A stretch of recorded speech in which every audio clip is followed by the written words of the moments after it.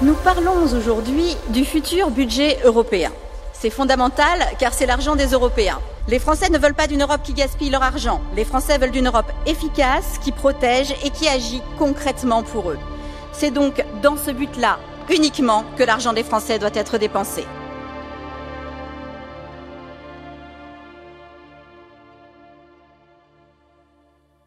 La politique fait partie de notre quotidien. La France est un pays extrêmement politique. Tous les gestes du quotidien, que ce soit nos achats, que ce soit le choix de l'école pour nos enfants, sont des gestes politiques. Lorsque je suis revenue d'expatriation des États-Unis, quand j'ai vu l'état de la France, je me suis dit que je n'avais pas le choix, que c'était un devoir. Et pourquoi le Rassemblement national?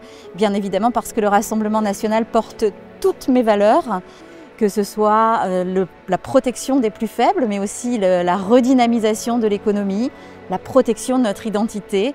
Je me suis complètement retrouvée dans le Rassemblement national et donc c'est ainsi que tout naturellement, j'y suis allée. J'ai eu des fonctions locales en tant que déléguée départementale de la Sarthe et effectivement, c'est une vraie école.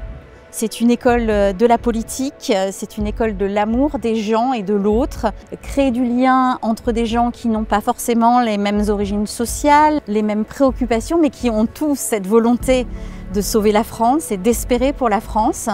C'est un travail très exigeant et c'est toujours une joie lorsque les militants viennent nous visiter au Parlement européen et aussi une petite bouffée d'oxygène dans ce monde un petit peu aseptisé du Parlement européen que de retrouver les militants et le militantisme de terrain. Je viens du Mans. Et vous n'êtes pas sans savoir que Le Mans, c'est la ville des 24 heures, cette célèbre course automobile internationale.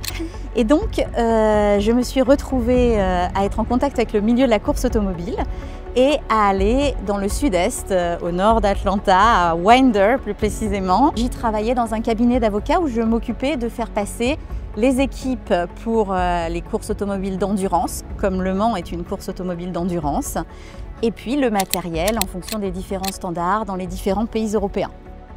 L'Union européenne serait légitime, et je le dis bien au conditionnel, si l'Union européenne déjà se contentait d'appliquer les traités qui lui donnent l'existence et non pas d'essayer de dépasser ces traités, puisque normalement l'Union européenne a des compétences claires et n'a pas à s'ingérer dans la politique et dans la souveraineté des États dans certains domaines tels que la santé sur laquelle elle ingère, domaines tels que la défense sur laquelle elle essaye également d'ingérer, domaines tels que la monnaie où elle essaye actuellement avec l'euro numérique un putsch contre notre souveraineté monétaire. Donc dans ce cadre-là, je la trouverais légitime et il faudrait y rajouter une Europe qui n'a pas des visées fédérales, c'est-à-dire de devenir un espèce de super-État totalitaire, soyons clairs, parce que Mme von der Leyen n'est pas élue par les peuples. Or, nous entendons déjà à Bruxelles et ici des voix qui réclament toujours plus de dettes, plus d'impôts et surtout plus de budget vert, cela au faux prétexte avancé d'une prétendue urgence climatique. Mais là, nous voyons bien que c'est plutôt un gros machin totalitaire qui essaye de prendre le pouvoir à l'insu des peuples.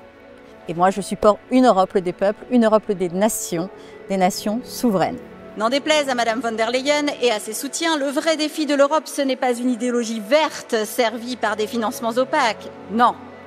Le vrai défi de l'Europe, c'est l'emploi, la sécurité, la compétitivité de nos entreprises et un investissement concret dans nos territoires. La commission budget, c'est le cœur nucléaire du système européen, puisque le vrai pouvoir, c'est l'argent.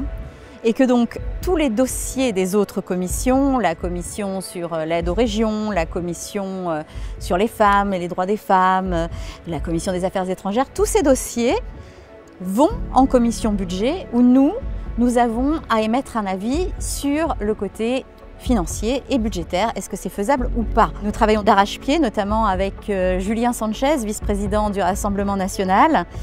Et nous essayons de nous opposer partout où nous pouvons à la gabegie, au financement d'organisations pro-immigrationnistes, pro-Green Deal, voire, et ça c'est aussi quelque chose que les gens ont besoin de savoir, des financements d'organisations et d'ONG qui sont proches des frères musulmans. Le prochain budget européen doit donc être réaliste, concret et centré sur les priorités immédiates des citoyens. Soutenir nos industries et défendre nos frontières, nos agriculteurs et nos artisans. Je pense au cas Target, Je pense au scandale des ONG, c'est vraiment scandale sur scandale, mais il ne se passe jamais rien et personne n'est jamais puni. Donc nous nous opposons à tout cela et nous veillons à ce que chaque euro des Français soit dépensé le mieux possible.